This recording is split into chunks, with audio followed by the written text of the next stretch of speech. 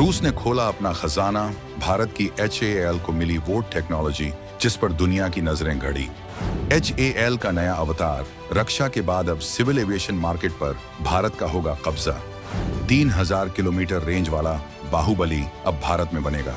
पश्चिम की बादशाहत पर मंडराया खतरा, भारत की धरती पर बनेगा आसमान का वो सिकंदर। बोइंग एयरबस का खेल अब होगा खत्म। रूस से आई एक खबर ने इस वक्त दुनिया के एविएशन बाजार में टहलका मचा दिया है। रूस ने भारत के साथ मिलकर एक ऐसी बाजी चली है जिसने भारत के दुश्मनों, खासकर पाकिस्तान और चीन को सोचने पर मजबूर कर दिया है। ये किसी लड़ाकू विमान या मिसाइल की डील नहीं है, बल्कि उससे भी कहीं ज्यादा गहरी और दूर तक असर करने वाली एक रणनीतिक चाल है। भारत की सरकारी कंपनी हिंदुस्तान एरोनॉटिक्स लिमिटेड ने वो हासिल कर लिया है जो भारत के आम नागरिक की तकदीर बदल देगा। भारत और रूस के बीच हुआ ये समझौता भारत के मेक इन इंडिया अभियान को उस ऊंचाई पर ले जाएगा जहां से भारत न सिर्फ अपनी जरूरतें पूरी करेगा, बल्कि दुनिया के लिए विमान बनाने का एक ग्लोबल हब बन जाएगा। भारत और रूस के बीच हुई ये डील भारत के छोटे छोटे शहरों को एक ऐसी ताकत देगी जिसकी कल्पना कुछ साल पहले तक नामुमकिन थी। हम आपको बताएंगे इस धमाकेदार खबर की पूरी कहानी, तो बने रहिएगा वीडियो पर और इस संबंध में आपके जो भी विचार हों कमेंट में लिखकर जरूर बताइएगा। मेक इन इंडिया का सबसे बड़ा धमाका आसमान में छाने की भारत ने कर ली पूरी तैयारी। चीन पाकिस्तान के उड़े होश, भारत के नए सुपरजेट प्लान से एविएशन की दुनिया में मची खलबली। तो आखिर ये पूरा खेल है क्या और किस एक ऐलान ने दुनिया के एविएशन बाजार में भूचाल ला दिया है? चलिए इस पूरी बिसात को परत दर परत समझते हैं। 27 अक्टूबर 2025 ये वो तारीख है जिसे भारत के सिविल एविएशन इतिहास में सुनहरे अक्षरों में लिखा जाएगा। इसी दिन मॉस्को में भारत की शान यानी सरकारी कंपनी हिंदुस्तान एरोनॉटिक्स लिमिटेड और रूस की सबसे बड़ी विमान निर्माता कंपनी यूनाइटेड एयरक्राफ्ट कॉरपोरेशन के बीच एक ऐतिहासिक समझौता झापन यानी MOU पर दस्तखत हुए। ये समझौता है रूस के सबसे भरोसेमंद सिविलियन विमान सुखोई सुपरजेट SJ-100 को भारत में बनाने का। जी हाँ, आपने सही सुना, वही सुखोई जिसने हमें Su-30 MKI जैसा घातक लड़ाकू विमान दिया। अब वही सुखोई भारत के आम आदमी को उड़ान भरने में मदद करेगा। ये कोई छोटा मोटा विमान नहीं है, ये एक ट्विन इंजन नैरो बॉडी विमान है। आसान भाषा में कहें तो इसमें 2 शक्तिशाली इंजन लगे हैं और ये 100 यात्रियों को बिठाकर उड़ने की क्षमता रखता है। ये विमान खास तौर पर घरेलू उड़ानों के लिए बनाया गया है और इसकी रेंज लगभग 3000 किलोमीटर है। यानी एक बार में ये दिल्ली से चेन्नई या कोलकाता से मुंबई तक का सफर आराम से पूरा कर सकता है। ये कोई नया नवेला विमान नहीं है जिस पर कोई भरोसा ना करे। दुनिया भर में 16 से ज्यादा एयरलाइन कंपनियां पहले ही ऐसे 200 से ज्यादा विमानों का इस्तेमाल कर रही हैं। ये एक जांची परखी और कामयाब टेक्नोलॉजी है जिसे रूस अब मेक इन इंडिया के तहत भारत को सौंपने के लिए तैयार हो गया है। इस समझौते के बाद HAL को भारत में SJ-100 विमान के निर्माण का एक्सक्लूसिव अधिकार मिल गया है। ये सिर्फ नट बोल्ट कसने जैसा काम नहीं होगा, बल्कि ये पूरी की पूरी टेक्नोलॉजी का ट्रांसफर है। ये भारत को पैसेंजर जेट बनाने वाले देशों के उस एलीट क्लब में सीधी एंट्री दिलाएगा जहां अब तक सिर्फ अमेरिका की बोइंग और यूरोप की एयरबस जैसी कंपनियों का राज चलता आया है। ये भारत के आसमान पर आत्मनिर्भरता का पहला कदम है। लेकिन सवाल ये उठता है कि भारत को अचानक इन 100 सीटों वाले छोटे विमानों की जरूरत क्यों पड़ गई? हमारे पास तो पहले से ही बड़े बड़े एयरबस और बोइंग विमान हैं। यहीं पर छिपा है इस डील का असली मकसद और भारत सरकार का वो मास्टर स्ट्रोक जिसने इस समझौते को एक गेम चेंजर बना दिया है। इस मास्टर स्ट्रोक का नाम है उड़ान, UDAN, यानी उड़े देश का आम नागरिक। ये सिर्फ एक योजना नहीं, बल्कि भारत के हर कोने को एक दूसरे से जोड़ने का एक महाअभियान है। आजादी के 75 सालों बाद भी भारत में सैकड़ों छोटे शहर और कस्बे ऐसे हैं जहां हवाई पट्टियां तो हैं, लेकिन वहां कोई फ्लाइट नहीं जाती। क्यों? क्योंकि बड़ी एयरलाइन कंपनियां जैसे इंडिगो, एयर इंडिया या विस्तारा अपने 180 से 200 सीटों वाले बड़े बड़े विमानों को इन छोटे शहरों में नहीं भेजना चाहती। इसका कारण है शुद्ध मुनाफा। एक 180 सीटों वाले विमान को उड़ाने का खर्चा बहुत ज्यादा होता है।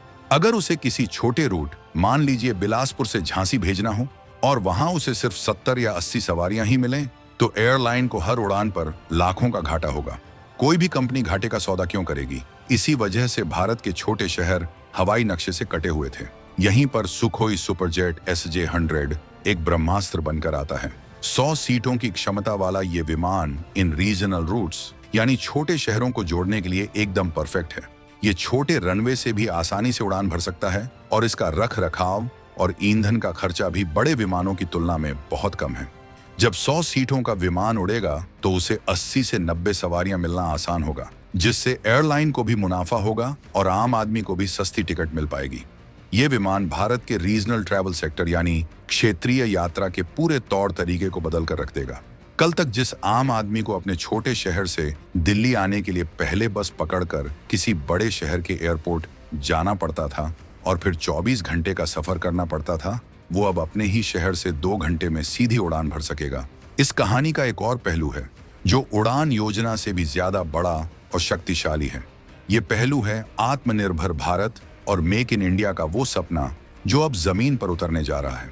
जरा सोचिए, आज 2025 में भारत दुनिया का सबसे तेजी से बढ़ता हुआ एविएशन मार्केट है। हमारी एयरलाइंस हर कुछ महीने में 100, 200, यहाँ तक कि 500 विमानों का ऑर्डर देती है। लेकिन ये सारा ऑर्डर किसे जाता है? अमेरिका की बोइंग या यूरोप की एयरबस को।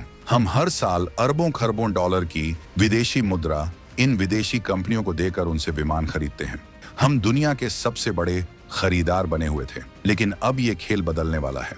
HAL और UAC का ये समझौता भारत को खरीदार से निर्माता बनाने की पहली सीढ़ी है। जब HAL भारत में SJ100 का निर्माण शुरू करेगा तो ये सिर्फ एक विमान असेंबल करने की फैक्ट्री नहीं होगी, ये एक पूरे इकोसिस्टम को जन्म देगा। एक विमान हजारों छोटे बड़े पुर्जों से मिलकर बनता है। उसका इंजन, उसकी लैंडिंग गियर, उसकी सीटें, उसके अंदर के इलेक्ट्रॉनिक्स, उसके पंख, उसकी बॉडी, ये सब बनाने के लिए भारत में सैकड़ों नई छोटी बड़ी फैक्ट्रियां लगेंगी। इन फैक्ट्रियों में भारत के हजारों लाखों युवाओं को सीधा रोजगार मिलेगा।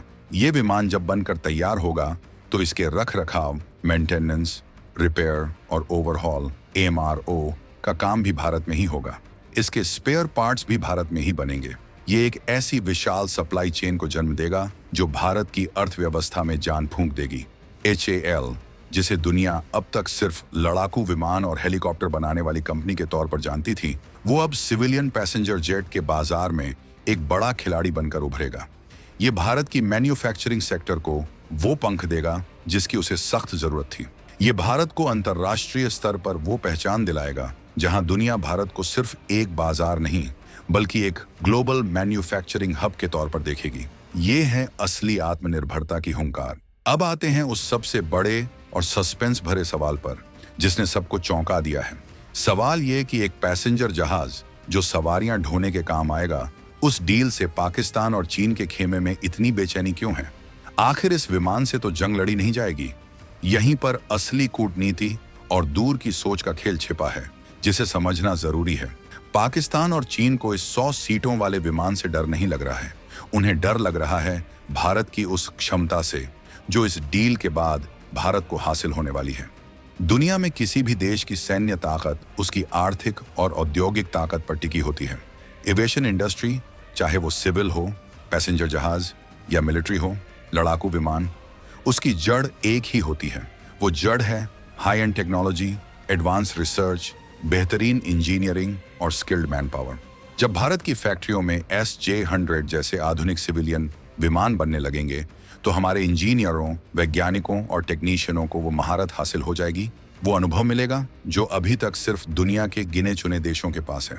यही महारत, यही अनुभव और यही स्किल्ड वर्कफोर्स कल को भारत के अपने 5वीं और 6ठी पीढ़ी के लड़ाकू विमानों जैसे MK को बनाने और उन्हें दुनिया में सबसे बेहतर बनाने में काम आएगी।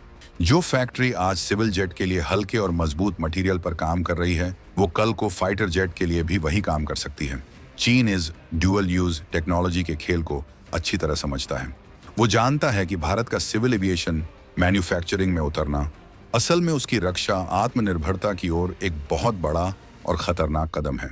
जो देश खुद पैसेंजर जेट बना सकता है, वो दुनिया का सबसे घातक बॉम्बर या ट्रांसपोर्ट एयरक्राफ्ट भी बना सकता है। दूसरी बड़ी वजह है भारत और रूस की वो अटूट दोस्ती जो हर तूफान में खरी उतरी है। पश्चिम के तमाम दबावों के बावजूद रूस ने रक्षा के बाद अब सिविल एविएशन सेक्टर में भी अपनी सबसे कीमती टेक्नोलॉजी भारत को सौंप दी है। ये ऐलान है कि भारत रूस की ये धुरी सिर्फ हथियारों तक सीमित नहीं है, बल्कि अब ये आर्थिक और औद्योगिक साझेदारी में बदल चुकी है। ये मेड इन इंडिया सुपरजेट सिर्फ भारत के शहरों को नहीं जोड़ेगा, बल्कि ये भारत रूस की उस फौलादी धुरी को भी जोड़ेगा जो हिंद प्रशांत क्षेत्र में चीन और पश्चिम दोनों के दबदबे को सीधी चुनौती देगी। ये एक तीर से कई निशाने साधने वाली वो चाल है जिसने भारत को इस खेल का सबसे बड़ा खिलाड़ी बना दिया है। आपको क्या लगता है, क्या HAL का ये कदम भारत को बोइंग और एयरबस के एकाधिकार को तोड़ने में मदद करेगा? और क्या ये मेड इन इंडिया सुपरजेट सच में आम आदमी का सपना पूरा कर पाएगा? अपनी राय कमेंट्स में लिखकर बताइए।